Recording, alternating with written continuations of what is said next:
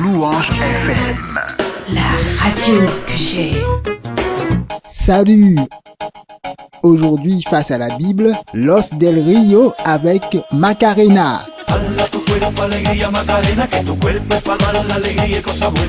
Ce tube est mondialement connu. Des millions de personnes l'ont dansé et le dansent encore sans comprendre les paroles que je te propose de découvrir ou de redécouvrir si tu les connais déjà. Voici la traduction de la coccinelle.net. Quand je danse, ils m'appellent Macarena et les garçons disent que je suis bonne. Ils me veulent tous, ils ne peuvent m'avoir. Alors ils viennent tous et dansent à côté de moi. Bouge avec moi, danse avec moi. Et si tu es bon, je t'emmènerai à la maison avec moi. Voici les paroles du refrain. Donne un peu de gaieté à ton corps, Macarena, que ton corps est fait pour la joie et les bonnes choses. Donne un peu de gaieté à ton corps, Macarena, et Macarena. Maintenant, ne te fais pas de soucis à propos de mon petit copain, le garçon qui s'appelle Vitorino. Je ne le veux pas parce qu'il n'était pas bon, alors Maintenant, qu'est-ce que je suis supposé faire? Il était en dehors de la ville et ses deux amis étaient si beaux. Now, come on. What was I supposed to do? He was out of town and his two friends were so fine. Voici la suite de la traduction. Viens et trouve-moi, mon nom est Macarena. Toujours à la fête parce que les gars pensent que je suis bonne. Alors rejoins-moi, danse avec moi et tous tes amis peuvent me dire bonjour.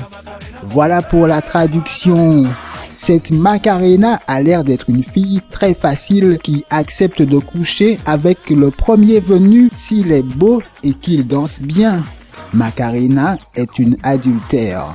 Une personne adultère est une personne en couple qui trompe l'autre. L'histoire de la femme prise en flagrant délit d'adultère est racontée dans la Bible. Les hommes qui l'ont surprise voulaient la lapider. Ils l'ont emmenée à Jésus et lui ont demandé son avis. Jésus a déclaré ceci. Que celui de vous qui est sans péché jette le premier la pierre contre elle. Ensuite, Jésus s'est baissé de nouveau pour continuer d'écrire ce qu'il avait commencé à écrire par terre avec son doigt. Écoute ce qui s'est passé ensuite. Et s'étant de nouveau baissé, il écrivait sur la terre. Quand ils entendirent cela, accusés par leur conscience, ils se retirèrent un à un, depuis les plus âgés jusqu'aux derniers.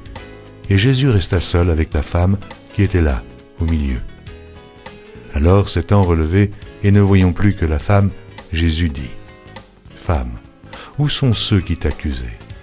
Personne ne t'a-t-il condamné ?»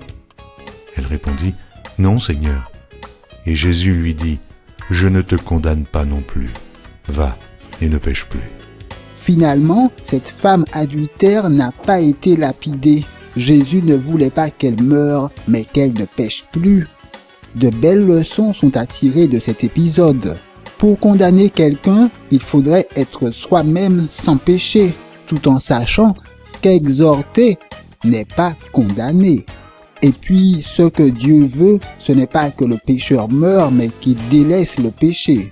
Tu peux trouver le récit de la femme adultère dans Jean chapitre 8, versets 1 à 11. Merci d'avoir écouté et à la prochaine. Louange FM. La radio que j'ai.